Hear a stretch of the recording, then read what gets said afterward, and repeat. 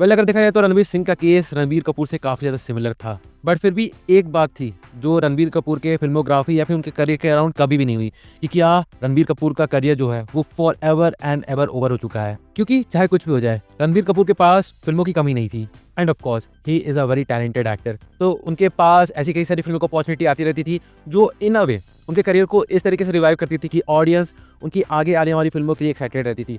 जैसे for example ये जवानी दीवानी देने के बाद रणबीर कपूर की जो भी फिल्में आई, लाइक फॉर एग्जांपल बेशरम, रॉय, बॉम्बे वेलवेट, वो सारी मैसिव फ्लॉप रही बॉक्स ऑफिस पर। लेकिन फिर उसके बाद उनकी एक लौती फिल्म आई संजू, जिसने उनके करियर ग्राफ को टोटली चेंज करके रख दिया एंड उसके बाद अगेन उनका कमबैक हो गया फिल्म इंडस्ट्री में। लेकिन फिर संजू आई थी 2018 में, लेकिन उसके बाद फिर 2019 2020 जो कि ऑफ कोर्स कोविड के चलते सारे थिएटर्स बंद थे, तो साल उनके फिल्मों के आने के चांस बिल्कुल नेग्लिजिबल थे। तो उसके बाद अगर हम अगले साल देखें 2021, तो लगातार 3 सालों तक उनकी कोई भी फिल्मों की अनाउंसमेंट नहीं की गई, तो लगातार 3 सालों तक वो थिएटर से गायब रहे। लेकिन फिर साल 2022 में आई उनकी फिल्म शमशेरा, जिसे लेकर हाइप तो अच्छी खासी थी क्योंकि ये मूवी रणबीर कपूर की 3 साल के बाद आने वाली पहली फिल्म थी। बट सॉरी, ये फिल्म नहीं वर्क कर पाई and it turned out to be a huge flop at the box office. पर कोई बात नहीं, क्योंकि ऑडियंस अगर किसी फिल्म के लिए एक्साइटेड थी जिसमें रणबीर कपूर स्टार हो रहे थे, तो वो शमशेरा नहीं थी, वो थी ब्रह्मास्त्र, खास करके ब्रह्मास्त्र पार्ट 1 शिवा। एंड इसलिए इस फिल्म के अराउंड इतनी ज़्यादा हाइप थी कि अगर ये फिल्म जेन्युइन में अच्छी बनाई जाती तो ये डेफिनेटली इंडिया की हाईएस्ट क्रॉसिंग फिल्म बन सकती थी। मतलब इस फिल्म के पास उतनी कैपेबिलिटी थी, फिल्म का हाइप अनरियल था, हर कोई इस फिल्म के लिए वेट कर रहा था। लेकिन जब फिल्म फाइनली थिएटर तक पहुंची एंड फिल्म निकली डिसअपॉइंटिंग या फिर कह सकता हूँ बिलो एवरेज, तो धीरे धीरे करके फिल्म का बॉक्स ऑफिस पुल कम होते गया एंड फाइनली फिल्म ने टोटल वर्ल्ड वाइड अराउंड 401 से लेकर 430 करोड़ के बीच की कमाई की, जहां पर इसका बजट एस्टिमेटेड बताया जा रहा था बिटवीन 375 टू 400 करोड़। और अगर कोई इतनी बड़ी बजट वाली फिल्म अपने बजट का डबल ना निकाल पाए तो ऑफ कोर्स उसे हम एक फ्लॉप ही मानेंगे। बट फिर भी इंडस्ट्री के अकॉर्डिंग ये फिल्म एक बिलो एवरेज या फिर कह सकता हूँ कि एक सेफ इन्वेस्टमेंट कहा जाने लगा फॉर मेकर्स। तो उसके बाद उनकी अगली फिल्म आई तू झूठी मैं मक्कार, जो कि अगेन एक ठीक ठाक फिल्म थी, बट इसने भी बॉक्स ऑफिस में बहुत ह्यूज कमाई नहीं की थी। बट फिर फाइनली साल 2023 दिसंबर में उनकी फिल्म आई एनिमल, और फिर उसके बाद उनकी ट्रेन मतलब करियर की ट्रेन फिर से पटरी पे आ गई एंड अब वो इतनी बड़ी बड़ी फिल्में कर रहे हैं कि किसी ने भी इतनी बड़ी फिल्म की अनाउंसमेंट उनके तरफ से कम एक्सपेक्ट नहीं की थी। Ramayana part 1, Ramayana part 2, love and war, फिर आगे एनिमल पार्क एंड उसके बाद एनिमल 3, धूम रिबूट, ना जाने क्या क्या। बट वहीं जहाँ पर एक तरफ इतनी सारी चीज़ें चल रही थी, मतलब रणबीर कपूर के करियर में इतने उतार चढ़ाव चल रहे थे एंड उसके बाद उन्होंने दोबारा से कम बैक किया, वहीं दूसरी तरफ रणबीर सिंह, जिन्हें एक टाइम पे रणबीर कपूर का एक क्लोज कंपटीटर माना जाता था, जो उन्हें द नेक्स्ट सुपरस्टार बनने से रोक रही थी। जैसे सबसे पहले तो कोविड के बाद उनकी पहली फिल्म रिलीज हुई थी 83, it turned out to be a huge flop at the box office. भले फिल्म कुछ लोगों को पसंद आई थी, कुछ लोगों को नहीं आई थी, but film till it's first half was great, ये मेरा ओपिनियन है। बट अल्टीमेटली कोविड के कारण भी एंड कुछ और चीज़ों के कारण भी ये फिल्म लाइक थिएटर में वर्क नहीं कर पाई and it was a huge flop. लेकिन ये फुल स्टॉप नहीं था रणबीर सिंह के करियर का, क्योंकि उनकी आगे आने वाली फिल्मों की लिस्ट भी आउट हो चुकी थी, जिनमें एक ऐसा नाम था जिसकी उम्मीद लाइक बहुत लोगों को नहीं थी। Yes, I am talking about Yash भाई जोरदार। एंड जैसा समझ सकते हैं कि इस उनकी हाइप तो ना के बराबर थी एंड इस वजह चलते ये फिल्म फ्लॉप रही थी बॉक्स ऑफिस पे, even though it was a Yash Raj production film.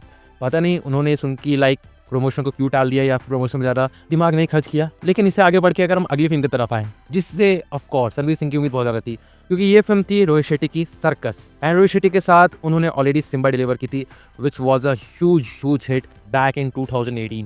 But Cirkus अपनी outdated comedy and cringe dialogues and बहुत ही ज़्यादा सैचुरेटेड बैकग्राउंड के चलते बहुत ज़्यादा ट्रोल हुई एंड यस, सर्कस भी एक मेजर फ्लॉप रही बॉक्स ऑफिस पे, क्योंकि सर्कस के साथ रिलीज हुई थी एवेटार 2, जो कि सर्कस के सारे लाइमलाइट को भी ले गई एंड सर्कस ने टोटली घुटने टेक दिए एवेटार 2 के सामने। अब किसी बड़े सुपरस्टार की अगर 3 फिल्में बैक टू बैक फ्लॉप हो जाए तो डेफिनेटली उसके करियर पे एक डेंट तो पड़ता ही है एंड सेम डेंट हमें रणबीर सिंह के करियर के साथ भी देखने को मिला, क्योंकि after the flop of 83, Jayesh भाई जोरदार एंड ऑफ कोर्स सर्कस, उनके फ्यूचर प्रोजेक्ट्स पे लाइक डाउट उठने लगे। भले ऐसे रूमर्स आए थे कि वो शक्तिमान मूवी के पार्ट होने वाले हैं, उसके बाद डॉन 3 की भी ऑफिशियल अनाउंसमेंट हुई, बट ये सारी चीज़ें केवल स्पेकुलेशन तक चल गई, जहाँ पर डॉन 3 की शूटिंग शुरू होने में काफ़ी वक्त लग रहा था। उसके बाद शक्तिमान मूवी में खुद को स्टार करने के लिए वो बार बार मुकेश खन्ना जी से भी मिल रहे थे, उनसे रिक्वेस्ट भी कर रहे थे, बट चीज़ें ठीक तरीके से वर्कआउट नहीं हो पा रही थी। वहीं दूसरी तरफ रणबीर कपूर एनिमल देने के बाद टोटली रणबीर सिंह के रीच से आउट हो चुके थे। और वो कहते हैं ना कि अगर किसी इंसान का बुरा वक्त चल रहा होता है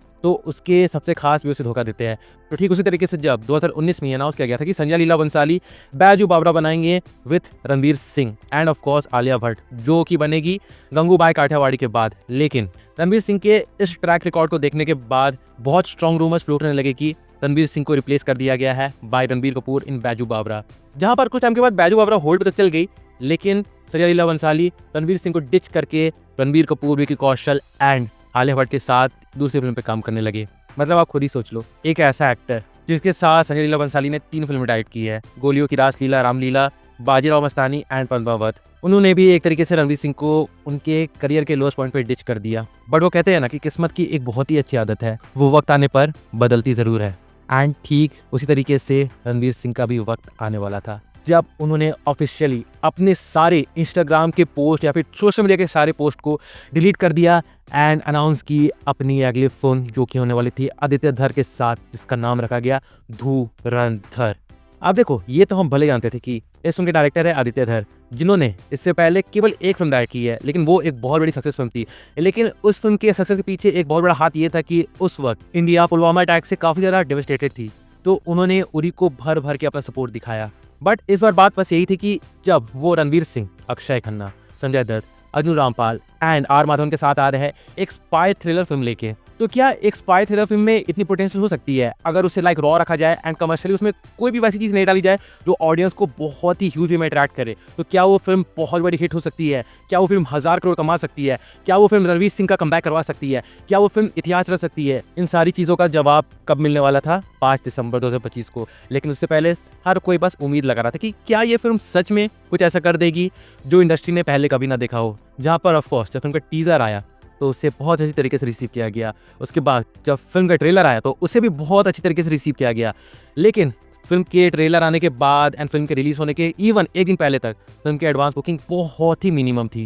एंड उसके अलावा उनका कांतारा वाले कंट्रोवर्सी में इन्वॉल्व होना, वो भी इस फिल्म के लिए एक ह्यूज बैकलैश साबित हो रहा था। बट इतने सारे हर्डल से गुजरते हुए फाइनली वो दिन आया 5 दिसंबर 2025 एंड धुरंधर थिएटर में रिलीज हुई। एंड आज यानी 8 फरवरी 2026 को धुरंधर को रिलीज हुए 2 महीने से भी ज़्यादा का वक्त बीत चुका है। एंड हम समझाते हैं कि धुरंधर ने कितने बड़े बड़े रिकॉर्ड्स अपने नाम कर लिए। एंड यस, हम कह सकते हैं कि रणवीर सिंह का ये डिसीजन कि वो बाकी सारी चीज़ों को साइड करके एंड उन सारी डिसअपॉइंटमेंट को लाइक इग्नोर करके जो उनके करियर में आए, उन्होंने साइन की धुरंधर and Dhurandhar paid him very well.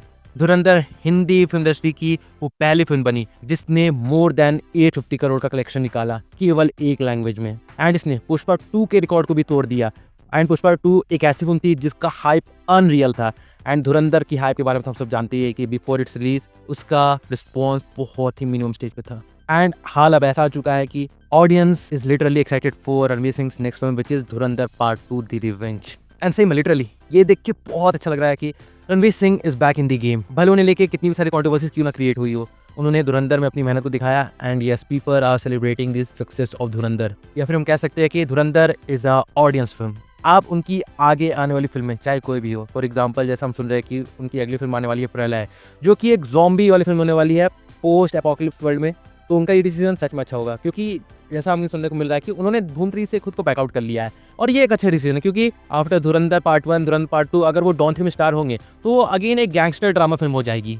And एक एक्टर को अपने जोनर में शिफ्ट होते रहना चाहिए, तो उनका ये डिसीजन काफ़ी अच्छा है। एंड मैं ये गारंटी से कह सकता हूँ कि अब मेकर्स सामने आके बैजू बावरा पे पैसे लगाएंगे। बट अब मुझे डाउट है कि क्या रणवीर सिंह बैजू बावरा करेंगे।